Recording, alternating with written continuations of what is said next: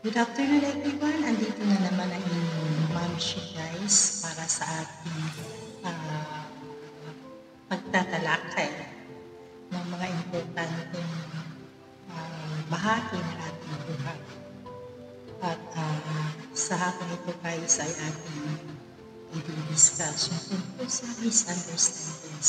Lalo na guys sa mga bagong ah, couple, no? Yung mga newlywed couple, yung mga kabataan na bago pa lang sila nag-asawa, nagkaroon sila ng kanilang mga pamilya. At isa ito guys sa mga importanteng bagay na dapat nating tatalakayin upang ang mga kabataan natin ay may matutunan at magkakaroon sila ng mga idea upang kung darating man sa kanilang pagsasama yung mga problema about misunderstandings ay alam na nila kung ano ang kanilang gagawin. Kaya sa hapon ito ay i-discuss natin guys. I-discuss natin ang tungkol sa misunderstandings. Kasi lahat tayo ay dumaan sa mga ganito problema. At kinakailangan na alam natin kung ano yung ating gagawin upang maiwasan natin na yung simpleng misunderstanding ay magiging isang malaking problema na magpupos ng paghihiwalay ng isang mag-asawa. So, the process of navigating a relationship requires patience, love, and understanding. So, yun pala guys, yung pag-navigate o yung pag-study o pag-search natin about a relationship. Kinakailangan ito ng patience, love, and understanding. Kasi yung mga experience natin about sa misunderstanding ay parang na-navigate natin yung ating relationship sa isa't isa. There are moments when issues will arise, which takes these three factors to solve and get both parties on track. Kasi ngayong hapon na to guys ay tatlong factors yung ating pag-uusapan about misunderstandings. So, one of the factors that can keep a relationship in disarray is misunderstanding. So, yun talaga guys, ang number one factor, para yung ating relationship sa isa't isa, lalo na sa mag-asawa, ay magiging worst ay dahil lang sa kunting misunderstanding. Usually, misunderstanding is portrayed by having little or no clarity about something. So, yun nga guys, ang misunderstanding ay nagsisimula ito sa isang kukunting bagay lang, Isang kukunting bagay na hindi pagkakaunawaan. Misunderstanding is the result of an assumption with no proof. Yun pala guys. Ang misunderstanding pala ay outcome pala ito o resulta ito ng yung iisip natin ng masama na wala pa tayong pruweba. Diba?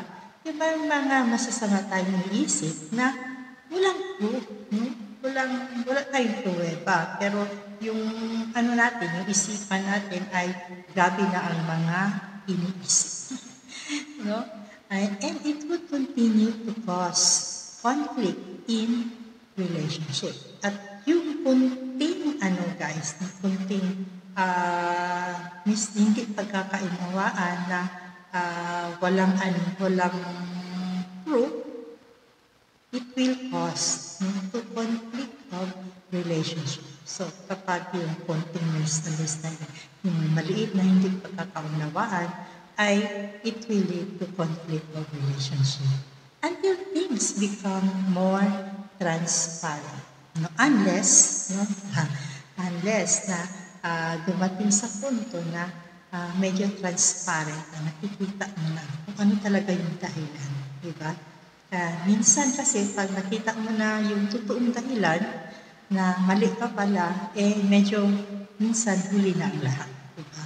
And it would continue to cause how to deal with misunderstanding in relationship and identify the common causes. Minsan, pag yung mga misunderstanding natin and later on ay nakikita na natin, nakikita na natin yung tunay na dahilan at medyo nabigyan natin ng solusyon.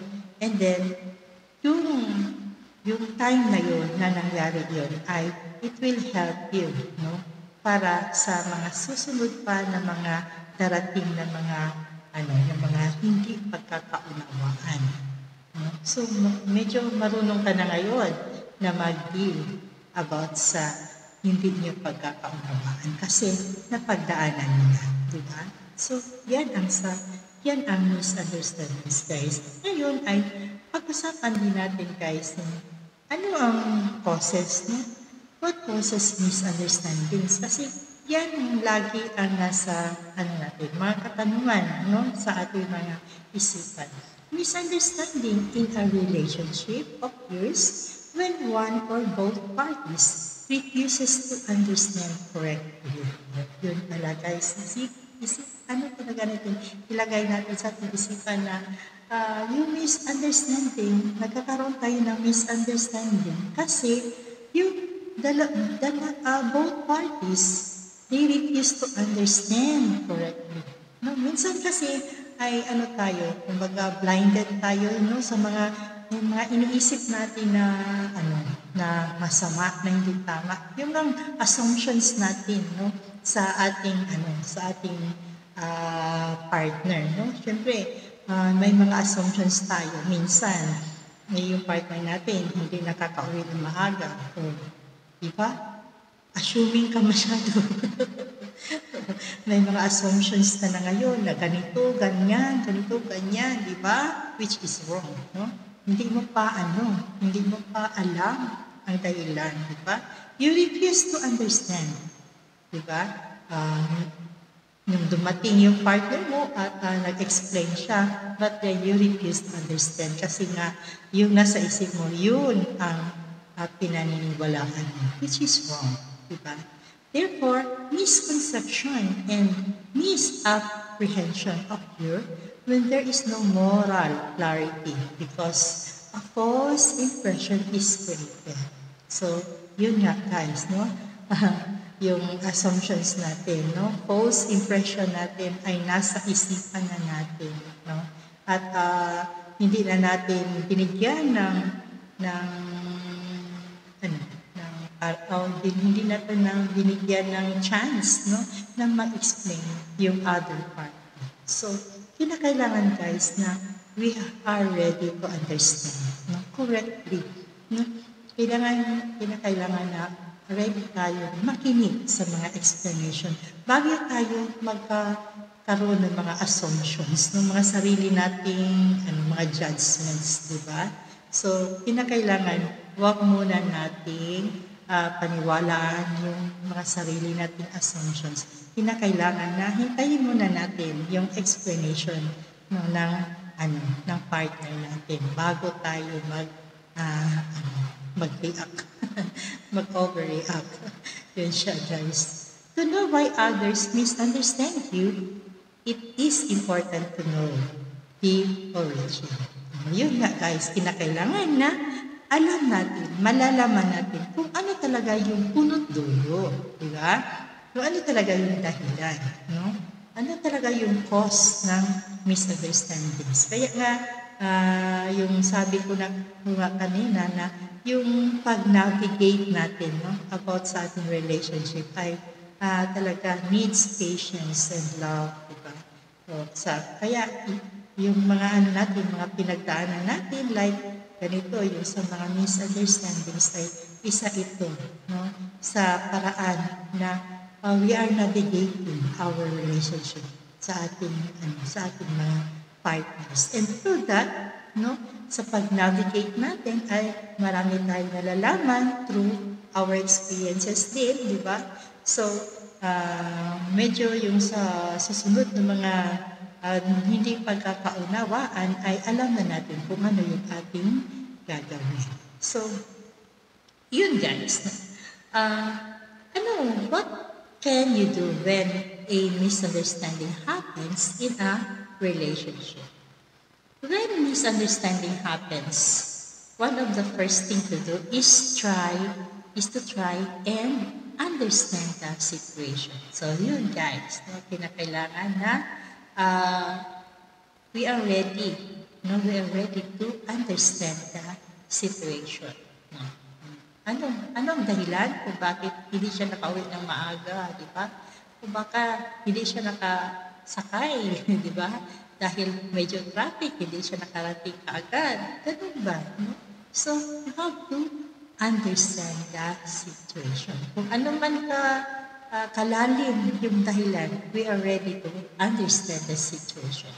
You might need to take some steps backward to understand better what is going on. So, yun nga, di ba? Di ba karamihan? Pag late yung partner natin umuwi and then, ayun ka, nakaabang ka na agad doon. Nakaano ka na agad, naka-ready ka na agad sa yung pagiging bungangera mo. So, pero mali pala yun guys, kinakailangan na you are ready to take backward. No? Kinakailangan ready ka na gawin yun guys. Step backward ka muna. To understand better what is going on. Meaning to say, guys, na mag-isip ka muna, bakit kaya? No? Siya na kayo, siguro ganito. No? Kasi baka traffic, kaya hindi siya nakarating kaagad. Siguro, ano ba, diba? Ikaw na mismo yung gagawa ng dahilan mo kung bakit, ano ang dahilan kung bakit hindi siya nakauwi agad. Diba? So, mga ganun guys. It will be easy to take the right steps when you understand the situation. So once na understand mo na yung situation, no, na-come up mo na yung yung situation, and then it would be very easy for you, no, to understand the situation.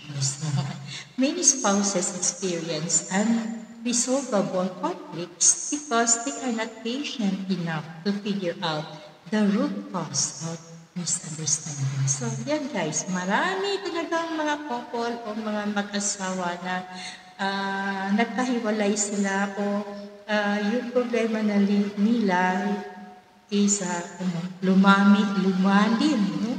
Lumalim yung problema nila dahil hindi nila na-understand, no?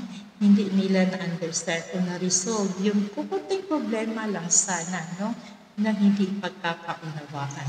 Kukunting problema na lumaki dahil hindi nabigyan ng understanding ng isang party or both parties, diba?